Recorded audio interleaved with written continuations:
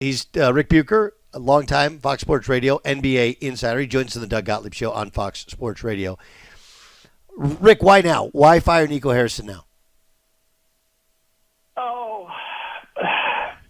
Because the fans had gotten to a point where it had become a major distraction, and Patrick Dumont, wanted to be able to. The owner wanted to be able to go attend games, and that was going to become increasingly difficult because they were going to look at him and be waiting for him to fire Nico. So I just feel like we always get mad at the wrong person. At the beginning of last year, what led to the trade, Luka Doncic comes back and he's not in shape and he gets injured again. People weren't mad at him. They were mad even then already at Jason Kidd and the Mavs in general. And then they make the move, and this is obviously Patrick Dumont is looking at it. Ownership is looking at it, saying we don't want to pony up $365 million for a guy who seems to be constantly hurt on our watch. And so Nico goes and makes the deal, and now we're mad at Nico. And okay, so we fired Nico.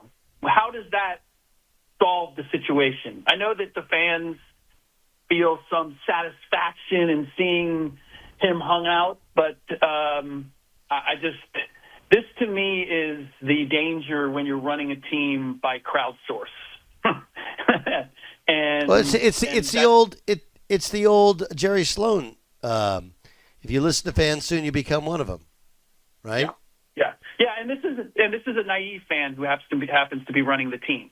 Because look, was it a questionable move on the part of the Mavericks to move Luka Doncic for what they got? Absolutely. If you're going to move him, try to get more. But they were also under, from everything I know, it was owner mandate to, we're not paying $365 million, see what you can get. And if you're going to do that in short order and you're going to be able to try to pitch them on the idea that you're going to still have some championship possibilities rather than rebuilding, then the move that they made, I don't know if there's an appreciably better one that could have been made. The biggest problem that I have is if you're going to make this move, if you're going to allow Nico Harrison or push Nico Harrison to trade Luka Doncic, you don't 11 games into this season then say, "Oh, well, that was a mistake. You're going to pay with your job." They haven't had their complete team, and we're 11 games into the season. It just feels like one naive decision after another by a naive ownership. I couldn't agree with you more. There's no way that trade gets made without ownership. It was just signing off on it, but pushing for it. And then they don't have the fortitude to withstand it when you don't even have your team. Kyrie's not back till spring. Anthony Davis hasn't been healthy, and Cooper Flag just started playing NBA basketball, and he's playing point guard, which is not his position. Right? It all happened in time. Yeah. No, they're experimenting right now. I mean, they're spitballing because they're injured. They don't have their best players, and so. Well, how did you think this was going to go? And look, the optics are terrible because of what Luka is doing. But Luka, I said it at the time. I thought, Luka may never get into the shape that he's in right now if he's not traded. If he wasn't shamed into you have to approach things different. And as I've had people tell me, it's like he's in shape now. He's been in shape before. Can he sustain this through the season? And maybe even more important, can you, with the usage rate and the amount of everything going through him, are you going to be any closer to a championship with Luka in LA than what you have in Dallas? That still remains to be seen. And that story still, at the moment, looks horrible 11 games in. But 11 games in is meaningless in the big picture in terms of whether this deal actually was the right move to make or not, or who ends up winning the deal. No question. Doug Gottlieb Show, Fox Sports Radio. That's the voice of Ric Bucher. He joins us here on Fox Sports Radio. When will LeBron James play NBA basketball? When the opportunity to look good coming in and it looks like the Lakers need him, I would say that is it. I don't know that he's in any rush to play or get back because with his age, he has one thing in mind. Can I get another ring? Is there another way to win another ring? And for him, the more he can make this like the bubble year where he's not playing a full season, he can ramp up at the right time and then make a run. I think that's why he's observing things the way that he is, which is, how's the team doing? Are we in contention? Are we in a good place? And when's the time right for me to come in where I can find my game, I can find my rhythm. Regardless of when he comes back, I would imagine that he's going to be in and out over the course of the season, trying to get himself in prime position to be a factor in the postseason. At this point, and I don't really blame him for that, but the only part that I don't get is that he is as stoic as he is at the end of the bench. Like he seems to be so disengaged, and that just seems curious to me because that's not the way he's been in the past when he's been out. He's been far more engaged, and so it raises questions about what's inspiring that. Yes, I would love to know what the answer to that is. Would love to know. I mean, there's a reason. Let's face it. Look, anything that LeBron does is not happenstance, whatever. It is calculated. There is a reason for what he's doing. He knows the cameras are on him. He knows that we're paying attention to everything that he does. So when he does something this obvious, there's a reason behind it. And I wish I could tell you what it is too. I don't want to leap to conclusions. There's a lot of places you could go to fill the vacuum, and I don't want to do that because most of them put LeBron in a negative light, and I don't know that it's fair to jump to that conclusion. Some of you heard this before, but Joel Embiid is ruled out for tonight's game. I know it's a stunner. It's really surprising. Yeah. Philadelphia going to ride this thing out, or are they going to try and move him? Well, I think they would. I think they would consider moving him for sure. But I also don't think that there's anything out there that is going to make it worthwhile. I would expect that it's let's hang on. He's almost in the LeBron situation, a position in terms of if we can win with these guards, and we can bring back Embiid or Embiid's available at the right time. The big adjustment is going to be on his part. You're going to be, and again, much like LeBron, we got new sheriffs in town. We have a new nucleus, and you are more a complementary player. Still valuable, but you're a complementary player. Like this is what we're building our team around. And if he's willing to adjust to that, then I would say, you know what, keep him.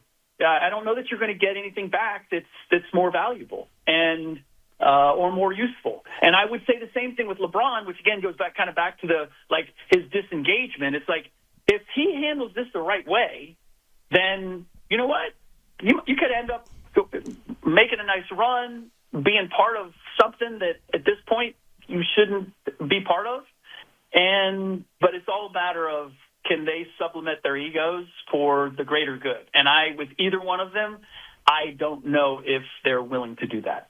No, I definitely with LeBron, nothing he's done makes you feel as though that's the case, right? That's the case. I would tend to agree. Ric Bucher is our guest here on the Doug Gottlieb Show on Fox Sports Radio. Buch, let me ask you about Steph Curry and the Warriors. Again, we pay attention to the first couple games and then nothing else. Where are they in that hierarchy in the West? Pretty much where they were. They've been for the last few years, and I know the run that they made with Jimmy at the end of the year, but this is look. They've aged out. That's just the reality of it. They could, if they can get to the playoffs, they could be an interesting team, much like they were last year. They could potentially win around depending on who they see. But the truth of it is that small ball has expired. It's more tall ball in terms of teams are still playing fast, but they now have. They don't have 6'6" Draymond Greens as that point forward. They got 6'8", 6'9" guys that are doing it, and they've got 7-footers who can protect the rim and space the floor. So the talent that they have is deeper than what the Warriors have. It is. I mean, it's just cyclical. This is what the league is built on, which is you can only stay at the top so long. To stay there, you have to pay your guys, and then your guys get older, your core, and you're hamstrung as far as your ability to put talent around them. And so you just hit a certain limit. And you look across the board at the teams that are out there, and the stars that they're competing against are all in their prime. Every team, I mean, Luka Doncic in his prime, Nikola Jokic in his prime, Shai Gilgeous-Alexander, still maybe coming into his prime. Look across the board and all that. Houston Rockets, Alperen Sengun in that group. Like, there's just too many teams that are in their prime that can play. They're not phased at all by the way that the Warriors play. And meanwhile, the Warriors are an older team that just doesn't have the requisite collective talent to compete with the rest of the West at the top. It's Doug Gottlieb Show on Fox Sports Radio. That's the one and only Ric Bucher. He's awesome. Oh, I'm sorry. Go ahead there, Jay Stu. Jay Stu has something for you, Rick. Yeah, Rick, your podcast is called On the Ball with Ric Bucher? There is. I'm actually doing a couple of them now. On the Ball with Ric Bucher is my solo podcast. Finding the Seams is with Brendan Haywood. Yeah. And then I'm doing an international basketball podcast with Bastian Nachbar. Wow, look at all these humble brags. Multiple languages, multiple podcasts. But I did want to focus on your podcast called On the Ball. Because Doug's podcast on the is seams. Called All Ball. On the Seams. No. Yeah, I know. Well, Doug didn't check with me before he came up with his. But I was thinking maybe we have to collaborate. You guys could do a collaboration. Well, we have actually discussed it. But it should be called All on the Ball, which sounds like a drill. Like when Doug I like On the Ball on the seams. I'm a big seams guy.